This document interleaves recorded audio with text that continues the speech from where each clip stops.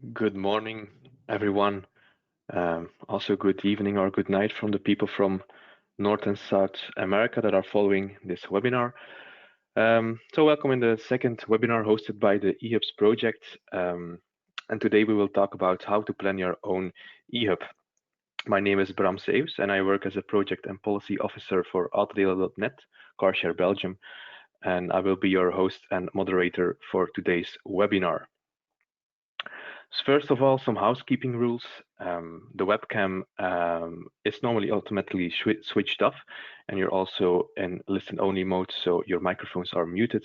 If you have any questions, you can ask your questions via the chat box on the side of your screen. And this webinar will also be recorded and shared afterwards in the next coming days. Today on the program, we have several interesting speakers from the consortium and from outside the consortium. We will start with a quick introduction in the eHUBS project and in the main deliverables by Arjen Rodenburg, which is a project coordinator. Then we will have two presentations from one from Leuven and one from Nijmegen by Hilke and Jasper, and they will talk about how they approach the planning of the eHUBs in their cities. And the last part of this webinar, we will have a very interesting panel discussion with three speakers, three panelists. First of all, we have Vincent Neumayer from Wiener Linien, the Vienna public transport operator. We have Johanna Hofmann from BVG, which is Berliner Verkehrbetriebe, and Diederik Basta, project manager for the eHUBS project from the city of Amsterdam. So I would like to invite Arjen to come on stage, and I will share my screen or give you this screen.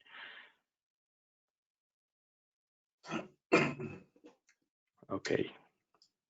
Okay, you can hear me? Yes, we can. Good. Good morning to you all. My name is Arjen Rodenburg. I'm the project manager of the eHUBS project, which is led by the city of Amsterdam. I will give a very short introduction because all of the information that I'm providing is also available on our website, and I will show the link after my presentation. Arjen, So Arjen, we can't just see a white screen. We can't see what's on your slide. That's a problem. And now? Now we can see it. Yeah, but it's not in presentation mode. Is this better? It's a bit too big, I think. Just zoom a little bit out.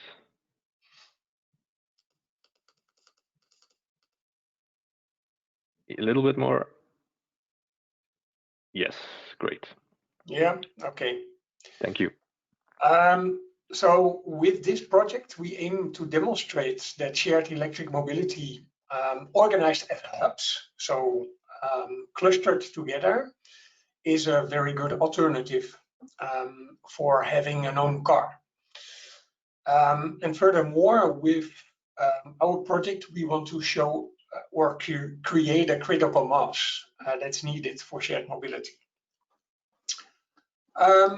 So what are eHUBs actually? It's a cluster of shared mobility modes, and it's used mostly in public space. So cities need to be involved because they have to allow if you can use public space. And the eHUBs are focused to provide a good mix of vehicles with also the right amount which is needed for the target groups in certain areas. So it's really tailored to local conditions and needs. They can be offered in small neighborhoods, but also in city centers or at the edge of a city or as part of a transfer location. We plan to make available in total in 90 eHUBs in 7 cities, approximately 2,400 light electric vehicles. So these can be e-bikes, e-cargo bikes and even e-scooters. And we also want to make available more than 670 shared electric cars. And it's also important to know that by doing this, we are also mapping the best practices, and we will make that available in a toolkit for other cities to implement a similar solution. We aim to provide this to at least 20 cities. Arjen, and yeah. Could you just zoom out a little bit more for the people? Arjen has some difficulties with presentation mode, but it's quite big on your screen. So a little more. Yeah. Okay. Yes. Okay. Thank you. So apart from a toolkit, we also hope, of course, to provide evidence that our solution really contributes to less cars, and with less cars also reduced emissions. The partnership consists of a number of cities, which is led by the city of Amsterdam, and we have a mix of cities. So these are larger, medium-sized cities and smaller cities. We also have involved two shared mobility providers, which is Cargaroo with the e-cargo bikes and Urbi with the e-bikes. And for the other providers, cities are partnering themselves with shared mobility providers, or they are contracting them. And then the network organizations, they are mainly involved to make sure that we disseminate our work and that we also reach other cities to implement similar solutions. And then finally, also the universities, which are the TU Delft and Newcastle University, they do the research for measuring the effects and also the transport modeling. The University of Antwerp is involved for the business models. And as a sub-partner to Amsterdam, we have the University of Applied Sciences of Amsterdam, and they focus on behavioral change. We have lots of intermediary results already. The main outcome, of course, are the first hubs operational in Nijmegen and Arnhem and Leuven, which will be addressed after my presentation. And we have also lots of other reports like heat maps based on data analysis that show where you could best locate your hubs, for instance. But for the list, you can easily check our website and you can consult all the deliverables that are mentioned here. So for more information, you can go to our website. You can also go to the LinkedIn and Twitter, and I would like to advise you to also sign up for the newsletter. Thank you. Thank you, Arjen, for this quick introduction in the project. I can agree that the eHUBS consortium consists of a good mix of different stakeholders. And one of the stakeholders is the city of Nijmegen. And today we have Jasper Meekes from the city of Nijmegen here with us, who is a project officer since 2019 for the city of Nijmegen. So Jasper, I would like to invite you to also switch on your webcam. So very looking forward to your presentation. You opened the first hubs this year. So I think me and other people are very interested in how you did this in Nijmegen. So the floor is yours. Yeah, just one quick question. You can see the right screen at the moment? Yes, we can. Okay, good. That's good. Okay, hi, my name's Jasper Meekes, or Jasper Meekes, whichever you prefer. And I'll be talking about our eHUBs in Arnhem and Nijmegen. I work for the city of Nijmegen as a policy advisor on mobility, so I'll focus on the Nijmegen. Oh, wait, that went wrong. That should be better. So I'll focus on Nijmegen a bit, but I'll touch on to what's happening in Arnhem as well. eHUBs in Arnhem and Nijmegen. So what are our main, I'll start with outlining what our main policy goals are. So first of all, what we want to stimulate shared mobility. mainly due to the fact that we think that there's a lot of opportunity to reduce the usage of space through parked cars, potentially also parked bicycles, etc. Of course, reduction of CO2 emission from traffic, which is why we're really focusing on eHUB, so electrical shared mobility. And one of the end goals in that sense is trying to persuade car owners to get rid of their car, or at least their second car. So we're looking at stimulating eHUBs as a way of obtaining these goals. On the right of the screen, you can see the opening of the first eHUB that took place on the 15th of June of this year. On that day, we opened 13 different eHUBs, 10 in Nijmegen and 3 in Arnhem. We were planning to do that in March, but of course with the corona outbreak, that was postponed. But in the end, it was also really an opportunity to open these eHUBs as an alternative for public transport, which has become more of a maybe less accessible in times of COVID. So in that sense, the eHUBs actually were also something that we could offer to people who wouldn't want to take public transport anymore. Let's see, let's talk about how we planned these eHUBs, what we did to get to this point. And one of the first things that I want to talk about is how we determined the locations. Arjen already mentioned that some of the intermediary results, and one of these was heat maps that were created for many of the cities about where the highest potential would be to offer shared mobility. And so what you see here on the top picture is a heat map of, well, where the highest potential for shared mobility would be in the city of Nijmegen.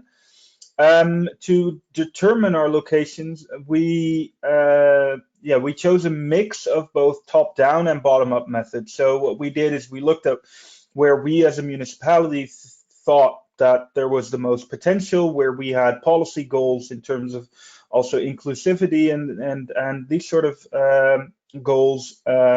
So one thing is on the bottom right, you can see the locations we chose, and as you may be able to see, there's a canal that goes north to south on the west side of the city, and we really wanted to include eHUBs on the west side of that canal. So you see that there's two that were placed there.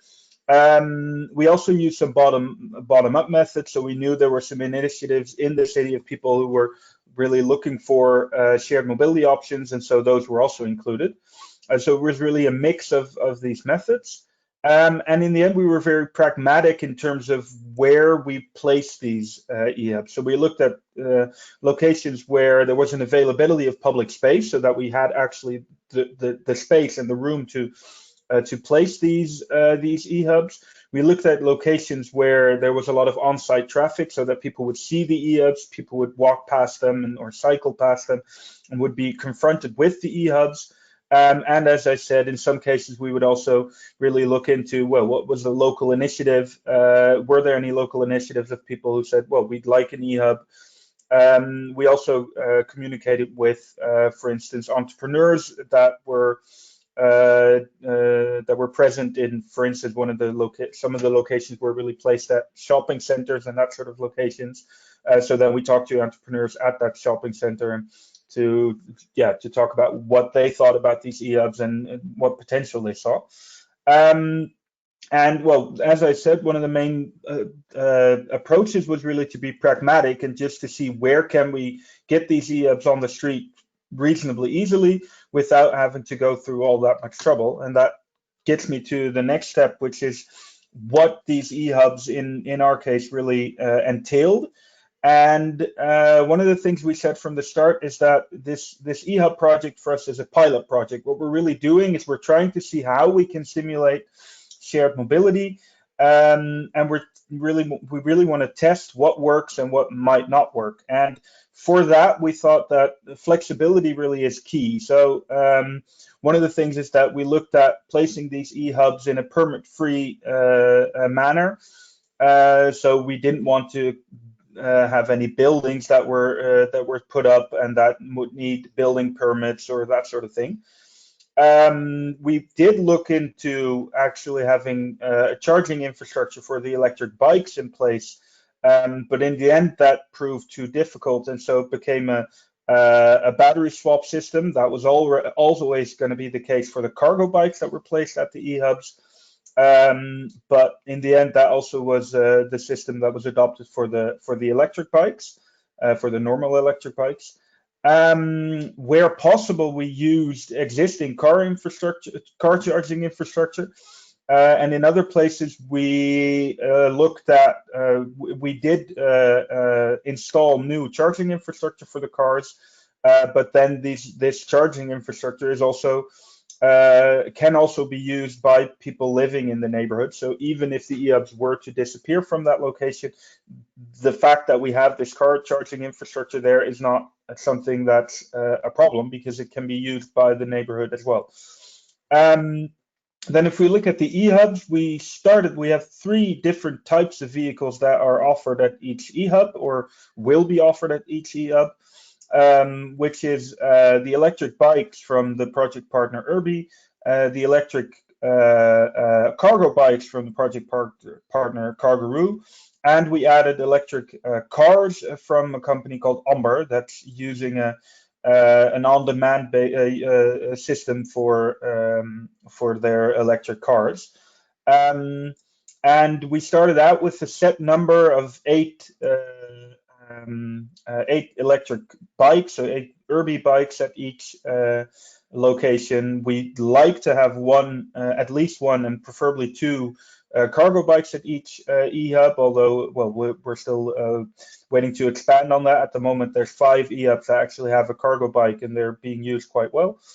And then the fact that Amber uses a more demand-driven system, where if people reserve a car, they will make sure that there is a car available at that moment, and it doesn't matter how many people reserve a car. They have a guarantee that they will offer the option to actually rent one.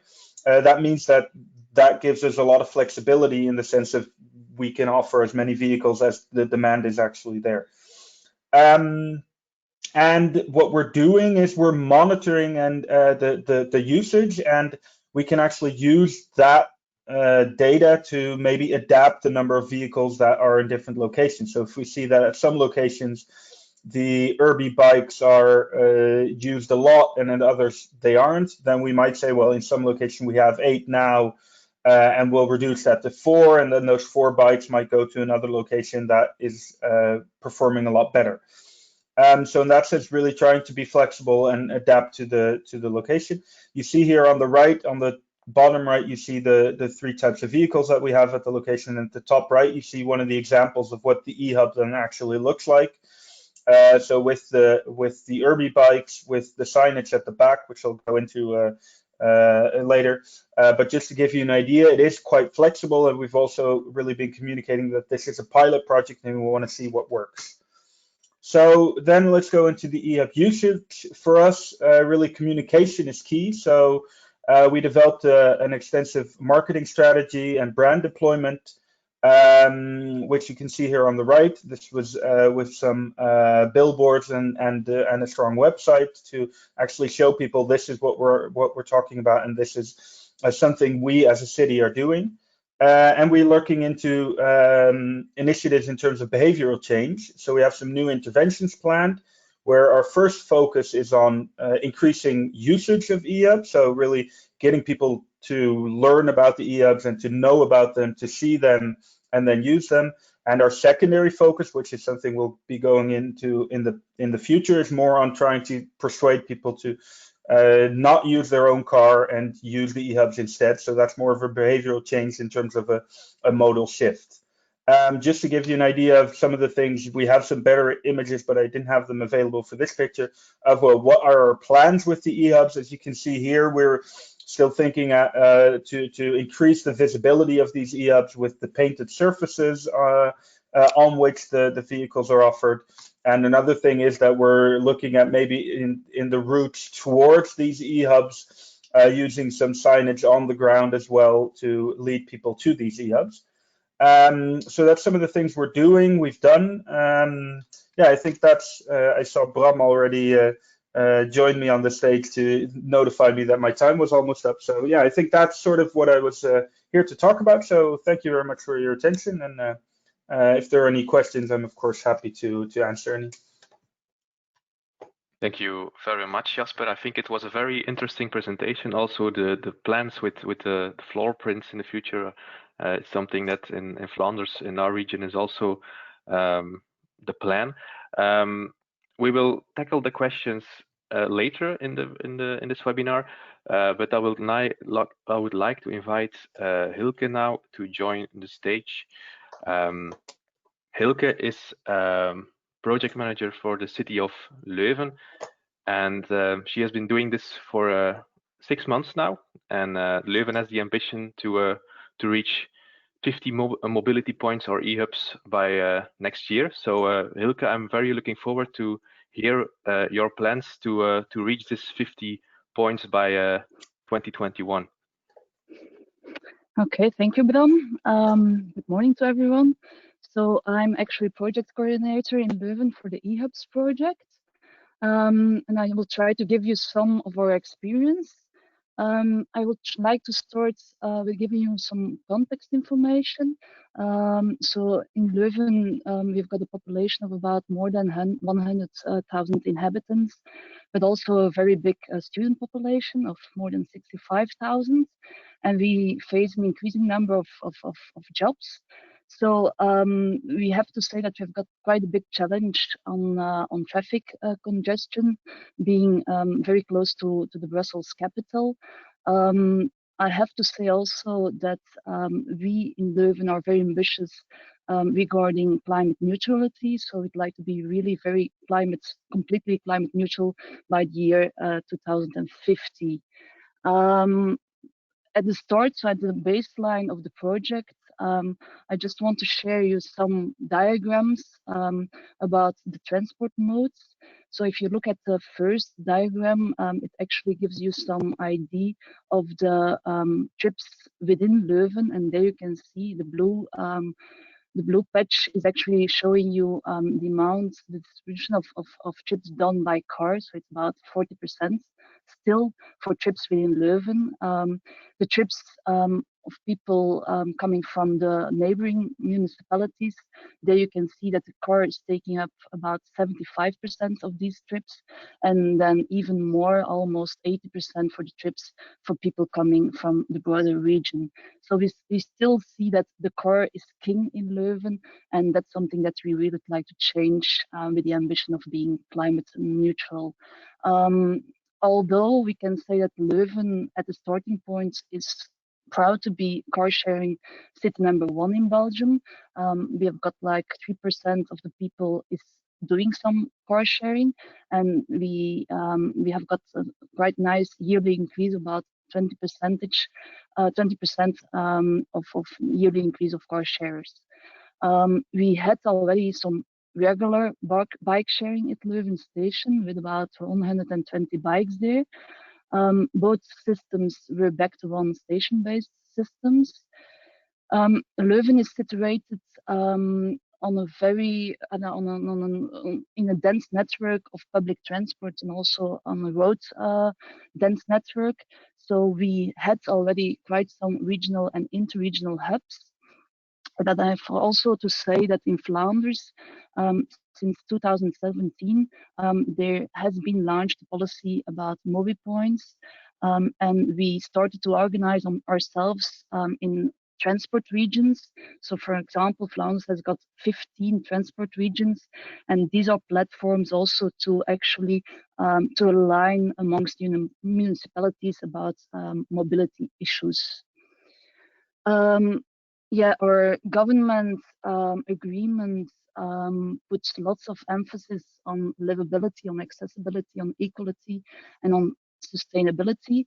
And then for the ambition in modal shift, we can say that for 2030, we actually aim to reduce the car usage with 20%, to double the public transport, and to double the use of the bicycle. And therefore, we thought that working with eHUBS, would be a good idea, because the focus is then to get more shared and clustered e-mobility services. For Leuven, concretely, we aim to have 90 to 125 e-bikes, 30 e-cargo bikes, and about 20 to 30 electric vehicles. We actually try to use two approaches. One is the network approach, and then we focus most on the commuters and the visitors, so that they can use actually the shared mobility services for the first or the last mile.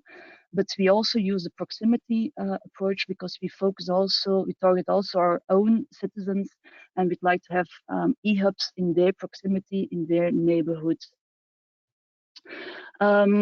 Yeah, I think Jasper also and also Arjen told a little bit about the location determination. In Leuven, we applied 3 different strategies. So the top-down strategy, which is a strategic one, the bottom-up, but also the hybrid one. It might be interesting to give you some criteria that we used for the strategic method. So one of the main criteria is actually where are the poles of activity. For instance, in Leuven, we have got the big pole of the Catholic University of Leuven. We've got quite a big research park with a lot of enterprises, and we'd like to link and to match the public transport and shared mobility services with private corporate shared mobility services. And then we've got a huge university hospital, also attracting lots of visitors, lots of employees. We took into account population densities, the circulation plan, which is actually launched in Leuven since a couple of years. Leuven is hilly, and that's also important. So it can be easier to get some electric mobility services to get up the hilly parts of the city. As I told you in the beginning, there was already some shared mobility offer and quite a lot of public transportation network, and we'd like to build further on that offer already.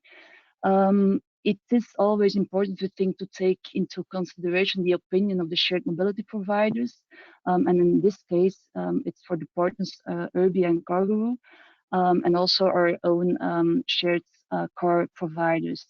As Jasper also said, if you choose a location out of a pragmatic view, it's really very important that you always can be very flexible and always have some space to expand in the future if that particular hub is a success.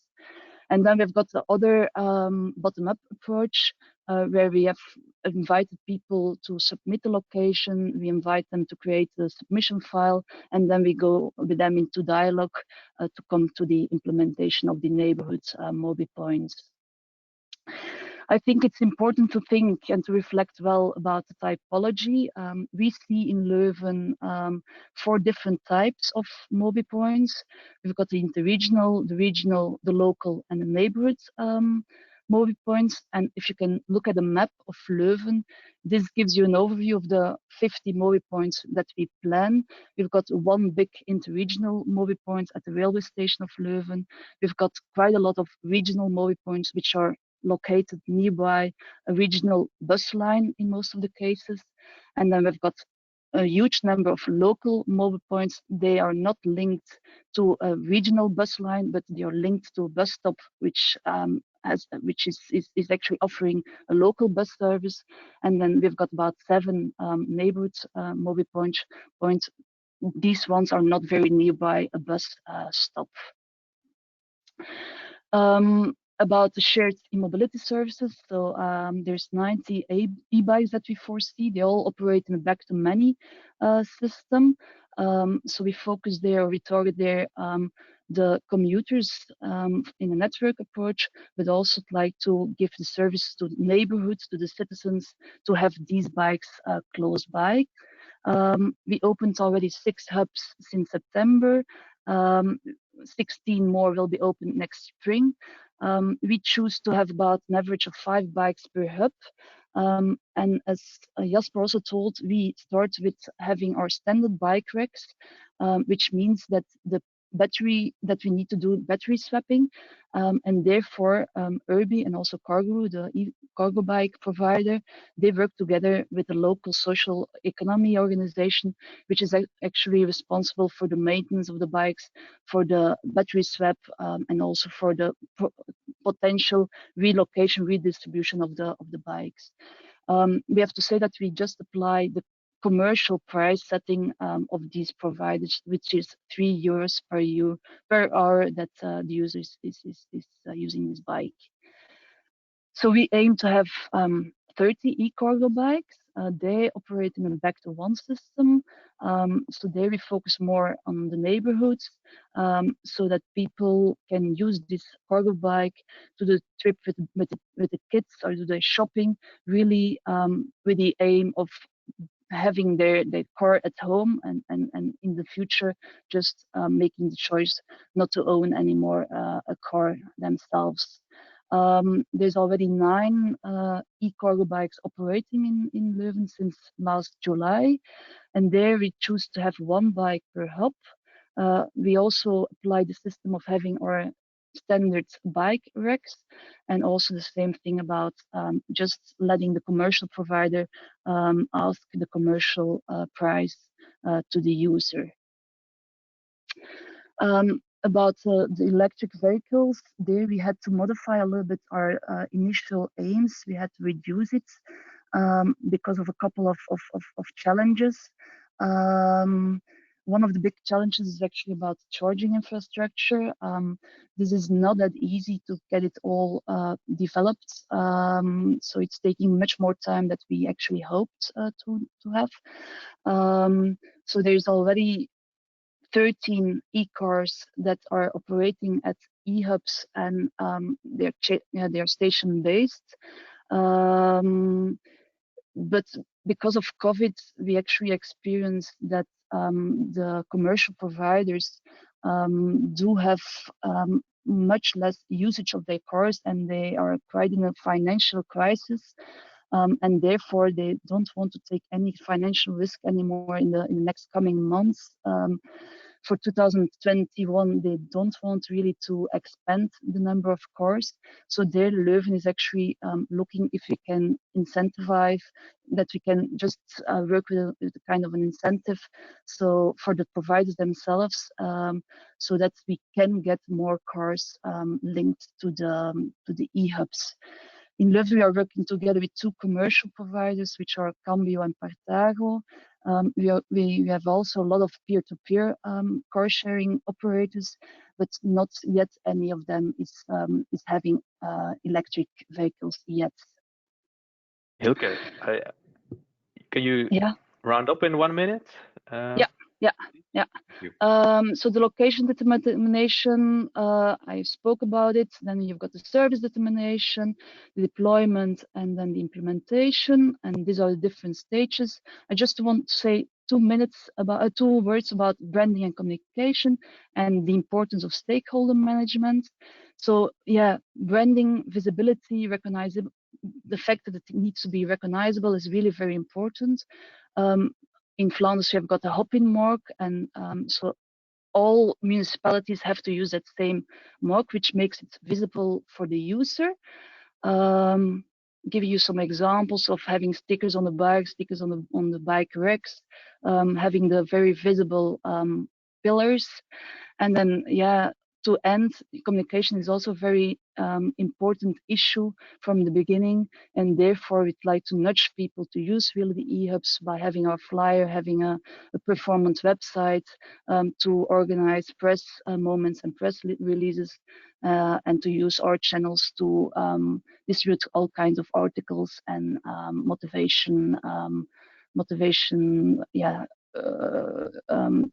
testimonials and things like that. And I think I'd like to end there. Thank you very much for your attention. Thank you, Hilke, for this interesting presentation. It's good to see that the city of Leuven is approaching it from a top-down and a bottom-up point of view. So I think that's quite interesting. For the next part of our webinar, I would like to invite the 3 panelists on stage. I will first of all start sharing my screen again. Okay, like this. No. Yes, there we are. For our speakers, we have first of all, we have Vincent Neumayer from the city of Vienna, and he works for Wiener Linien, which is the Vienna public transport company since 2017. And he's especially working on innovative multimodal products, for example, the mobility points in Vienna. So very interesting to hear what their approach is. Furthermore, we have Johanna Hofmann from Berliner Verkehrbetriebe, and in Berlin, there's the mobility hubs are called Jelbi, and she joined Jelbi parallel with the opening of the first mobility station in 2019. And then she's especially involved in the performance evaluation and electrification of the Jelbi stations. And last but not least, we have Diederik Basta. Diederik started working for the innovation team of the city of Amsterdam 3 years ago, and he has been involved in the eHUBS project and for 2 years, and he's especially busy with the bottom-up approach for implementing the eHUBS in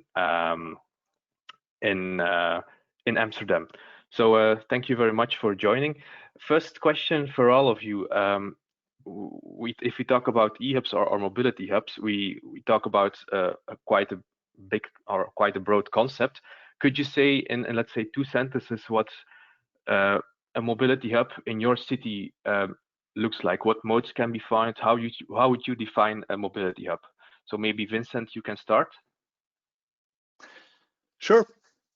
Yeah, thank you for inviting me, and thank you for juicing out some of my experiences, which I'm glad to share. How does a mobility point or mobility hub looks like? We call our mobility hubs Wien Mobilstationen because it's under our umbrella brand for mobility in Vienna. That's why Wien Mobilstation.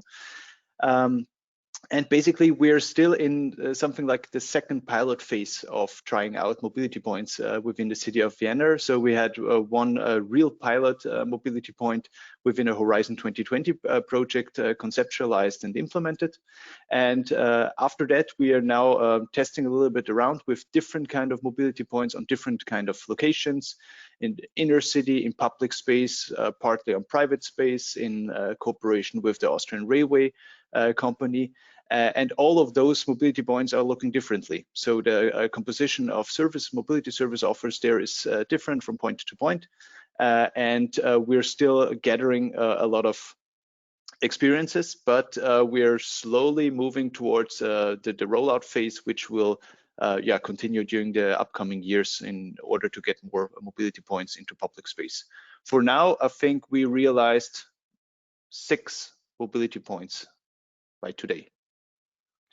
And are there any e-mobility modes on the mobility points as there or not? Yes, we have e-bikes on one specific mobility points. We have e-car sharing cars in cooperation with the ÖBB, so the Austrian railway company's car sharing service called Rail and Drive.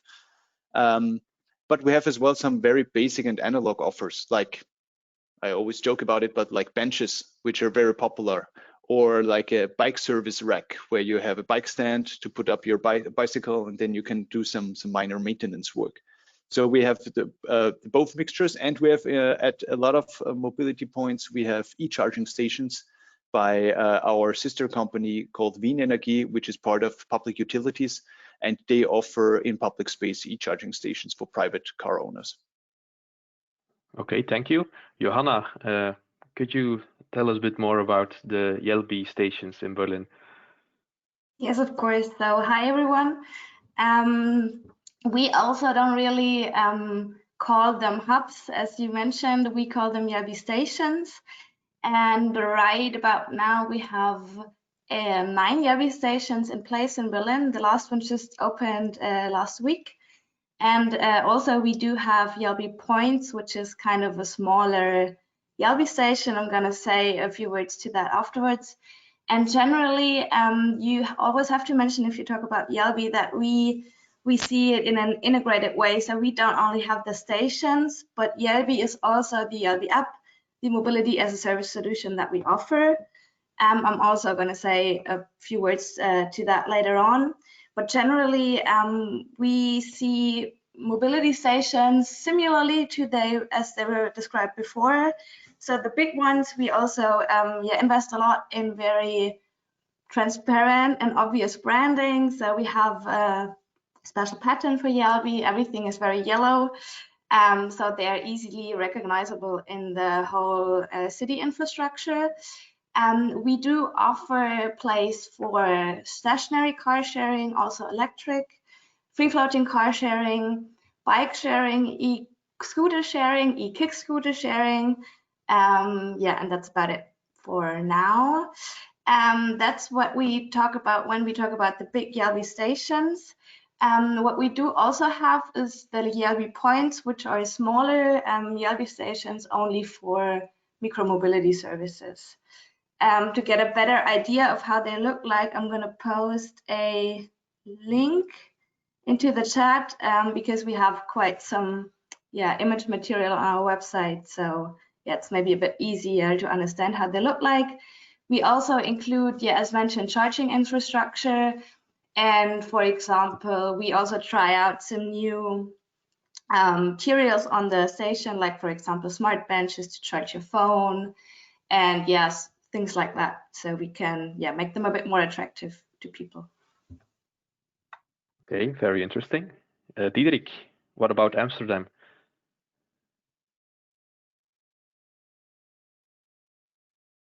I can't hear you, Diederik. Oh yeah, wait. I will. 1 second.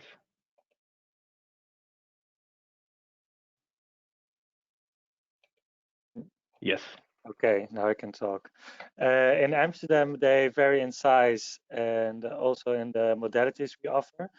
Because we do a bottom-up approach, all about the neighborhood who decides how they're going to look like. We call them buurthubs in the Netherlands, which says neighborhood hubs. And the modalities we offer are a wide range. So we have a framework contract where we have some demands. We ask our mobility providers, such as the zero emission, they have to be allowed to the Dutch public road, and they have to be involved in a mass TOMP API. And then the people in the neighborhoods, they can really decide for themselves what kind of modalities they want. Do they want to have bikes? Do they want to have cargo bikes, scooters, etc.? And they get like a letter inside of their house with a radius of 300 meters from where the hub is going to be, with a unique code, so they can online vote for the type of modality and also the transport operator offering that modality. So we have a nice variety of hubs in Amsterdam. So not every hub looks differently. Okay, maybe an additional question for you, Diederik. You mentioned that you're working mainly from a bottom-up approach. How you deal with complaints from neighborhoods that actually are not very willing to the concept, are not open to the concept? How the city deals with that? Yeah, that's a difficult thing, of course, always. So how we work, we have a challenge where neighborhoods can apply for having a neighborhood hub in their area. But of course, a small group of people is going to apply for this, and it doesn't mean that the whole neighborhood is willing to have this neighborhood hub in their area. So then we start a participation process, quite intensive, to really talk with the whole community to get the neighborhood hub going. But also we do a check first to see if there is enough space, if the parking pressure is not going to go out to the sky. So we have a rule: if the parking pressure already is above 90%, we don't even start there. So there's quite some framework before we can start. So even if there are people who are really against it, we can have a dialogue about it. Okay, thank you. Interesting.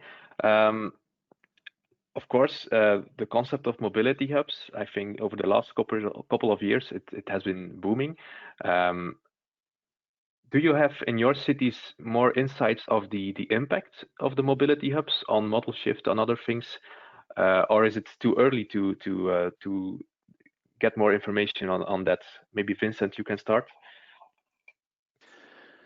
Yeah, good question. Honestly, there is no impact in any way detectable or shown in our market research. So for that, the amount of mobility points is it's just not high enough. And overall, because Wiener Linien is responsible for the survey of setting up the model split in Vienna, so the model split research, we don't see actually in considerable numbers sharing mobility depicted there in our model split. Of course, we have our calculations in terms of CO2 emission, but this refers to the single mobility offer. So we have roughly a number of how many car trips by private cars are replaced with a car sharing car and so on. But for now, our main message is actually awareness raising. So to push people towards sharing mobility. And here I can just underline what Hilke and Jasper say before. It's about communication. It's about creating consciousness for mobility and for getting rid of at least their second car. And yeah, I hope sooner or later we can push sharing mobility towards a direction where it's as well depicted in our model split surveys. Okay, anyone else have something to say on that? Yeah, I would like to add on that as well. What I mentioned before is that when the neighborhood is split and whether they want to have an eHUB or not, and the public space is scarce, we also offer the solution that people can hand in their parking permits and sell their car to create space. So in this way, it's not scientifically backed or anything. So we can't really say something about the impact, but we can say that people are willing to sell their cars and their parking permits to make use, to create space in the neighborhood to make use of an eHUB. So we do see a small model shift going on, but not enough data to really scientifically back it. Okay, and in Berlin, any results yet? No, I would kind of line in there. Maybe I would also rephrase the question more into like, what impacts do you want to measure? Because that's actually a very interesting question. Like, what do you expect, or what do you like? Where do you want to impact? Because obviously the whole decrease in car usage, that's a big thing, and that is also the main goal, also that we want to measure. But there's also goals like, do we have an impact on, for example, building a visual framework for shared mobility in the city? Like, do we, I don't know, influence the way people also position mobility modes in the whole visual atmosphere? And also the point of multi and intermodal mobility is crucial. Like, do we have an impact on forcing or driving intermodality, or in first step probably multimodality? And lastly, do we also succeed in bringing shared mobility to the outer city areas? I think that's especially like a big point in larger cities, where shared mobility is now very concentrated in the city center. And our goal, and that's very specific for Jelbi, or that's what we always communicate, is really we want to extend the shared mobility ecosystem to the whole of Berlin and not only the inner city center. And that is definitely an impact that we also will have to measure if we at some point will have to say, yeah, we succeeded in our mission or not. Yeah, I think it's very important to like differentiate the different impact categories that you actually want to target. But you really only will be able to measure that in a long-term perspective. Like it's just too early, I think. I would like to add something here. I can totally support what Johanna just said, and I would like to add that, of course, for us, Wiener Linien is a very well-positioned brand within the city of Vienna, but we are connected for now together with public transport. And I think our impact will be as well that we will become sooner or later a mobility integrator. And this is the impact actually. People in future times should not always think about buses and metro lines when they think about Wiener Linien, but they should think about mobility. And that means as well the car sharing car, which is co-branded by us, and the bike sharing system and so on. And this should be actually the impact, that Wiener Linien is mobility within the city of Vienna. Okay, great. We had a lot of questions from the audience. Unfortunately, we will not be able to tackle all of them. But a question we got, and I think Johanna already mentioned this, is what about mobility as a service? I mean, eHUBs, mobility hubs are the bricks for mobility as a service. How are your cities approaching the digital part of a mobility hub? Maybe Johanna, you can start with it. Yeah. So as you mentioned, for us, it's two sides of the same coin. Like it's one product. Jelbi is not just the stations. Jelbi is also the app. We differentiate it because you need both to reach that overall goal to enable people to live without their own car. But yeah, it's one product, I would say. And we so right now we are also at the end of our pilot phase. So the first 2 years of Jelbi were really a research and development project, just learning stuff. And we've realized the Jelbi app together with our technology partner Trafi, which is a platform provider for mobility as a service. And for us, what is the most important is that Jelbi is a deeply integrated mobility as a service app. So you can actually book all modes that you see in the app via the app. You don't need to have an extra account at the different mobility service provider, but only one for all. That's that's our claim. So I think if you talk about mobility as a service, that is definitely crucial that you have that deep integration, because otherwise it's not going to be comfortable for the end user. Okay, how is Vienna approaching this, Vincent? Actually, in a quite similar way, but obviously we have more homework to do when I listen to my colleague from Berlin, because Wienmobil is as well our brand for the multimodal mobility app offered by Wiener Linien, but we still lack some deep integration of all the mobility service providers from the private sector in Vienna. But as I mentioned, this umbrella brand Wienmobil should be used synonymously for mobility in Vienna. And that means that mobility as a service for us is not only digital integration, it's just, as Johanna mentioned, it's just one part of one side of the coin, but we need as well physical integration, and we need physical bundling, because it's nice to have everything digitally bundled and integrated, but then you don't find actually service offers out there in physical space, or you find it only in the core area of a city. So it's just not enough, and it's not the approach of a public company like Wiener Linien or BVG is actually. But yeah, because we started in Vienna when there were, of course, a lot of players already in the market. We still have some tasks and homework to do to succeed in the digital integration of all those offers into our app. But I think it doesn't work independently from each other. So it's nice if you have digitally integrated everything, but still that's not enough to really call it mobility as a service, especially, for example, when you detect some lacks in the service offer, because half of the city is not supplied by car sharing, for example. True. Interesting. I think in Amsterdam, I'm also curious to hear about Diederik, because of course in the Netherlands you have the Dutch government that is really setting a target towards the TOMP API for mobility providers. How does the city of Amsterdam look at this? We believe in this strongly as well. The mobility hubs we have on its own is not so much added value. It's just different shared mobility modes sitting next to each other. You need to integrate them through different MaaS platforms.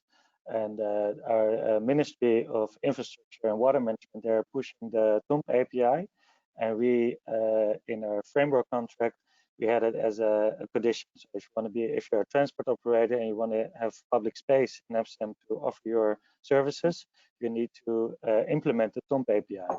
In this way, different MaaS providers or mobility integrators and the transport operators can work easier together, and you can use different mass operators to open the same eHUBs eventually.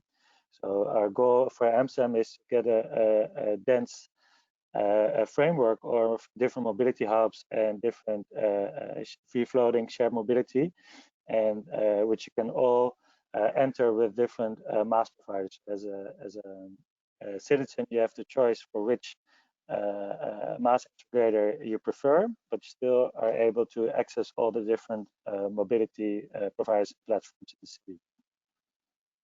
Okay, interesting. Another approach than in Berlin and Vienna, I think. Two questions from the audience as we got, and it's, I think, a question that comes up quite often is, in your cities, who is doing the maintenance of the hubs, and do you experience any vandalism or theft of especially the bikes? So I think these are relevant questions. So maybe Vincent, you can start with tackling them. Yeah.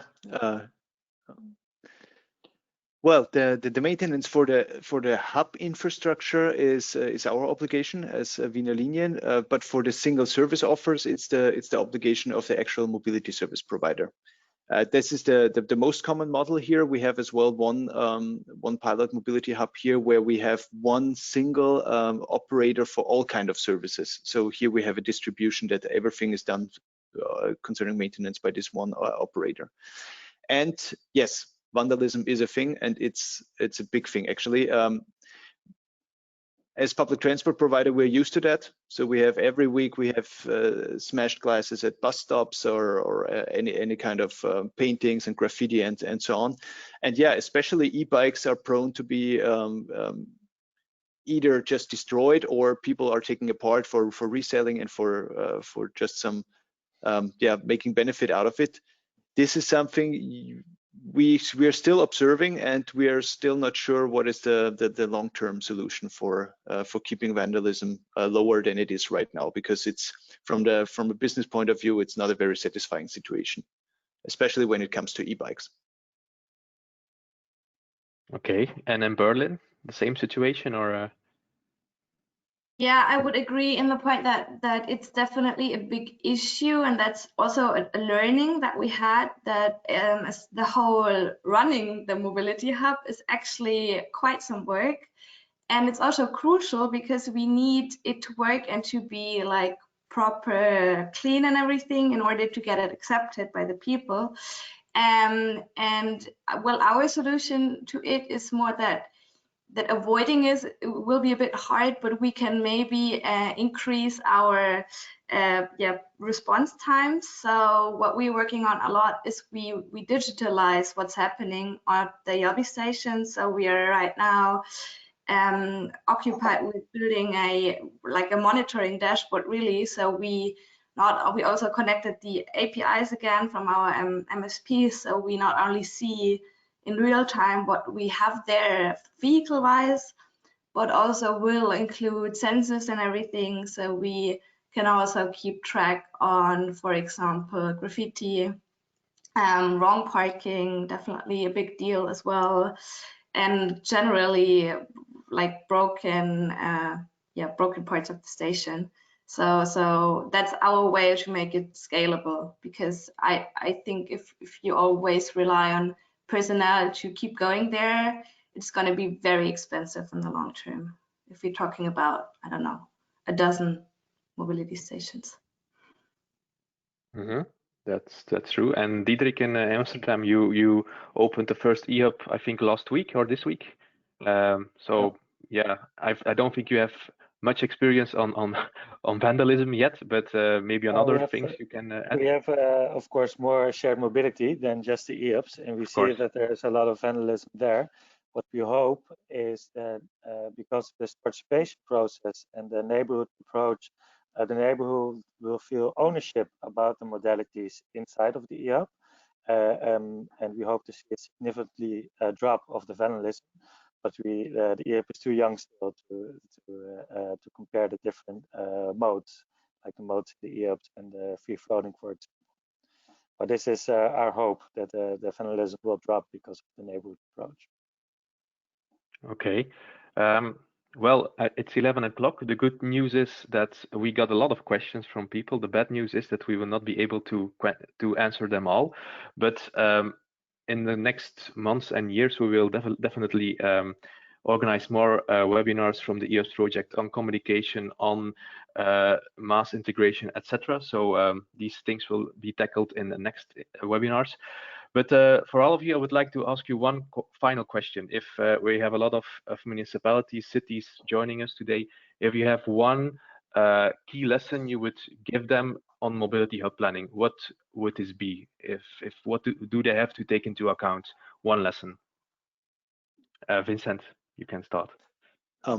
Public space is the key issue, actually. So it's hard to get space for your mobility service offers which you want to put into public space. This should be clarified in the best way in advance. Yeah, public space it's about location. Location is one success key driver for whether the service offers are accepted and demanded by people or not. Okay, Diederik? If you're going for a bottom-up approach, make sure you have the expectations right with your citizens. Often we use eHUB or mobility hubs as a means to create more public space, more greenery, etc., because you need less cars. Unfortunately, sometimes they don't understand that it will cost more space first before you create space. That can cause some frictions in the neighborhood. Okay, and Johanna, last but not least, if you have one lessons learned for the audience. Yeah, for us it's also the work with area partners. So we also obviously we work together with public partners, but also private ones, and that is really key for accessing perfect areas to build mobility hubs. And also because we work a lot together with housing companies, for example, they bring the demand, like they bring the people, they have access to the people that are going to use the station. So investing in those relationships and making them transparent as much as possible is really a key success driver for us. Okay, interesting. I agree. I agree on all of your things actually. So I would like to say thank you to because it's 11 o'clock. We have to finish. Unfortunately, I would like to thank everyone, all the participants to join. Special thanks to Vincent, Diederik, Johanna, Hilke, Jasper, and Arjen for joining us as well. I think there are many more questions, but if you want to know more about our project, you can always visit the eHUBS website. And don't hesitate to contact one of our speakers or panelists for specific questions on things they said.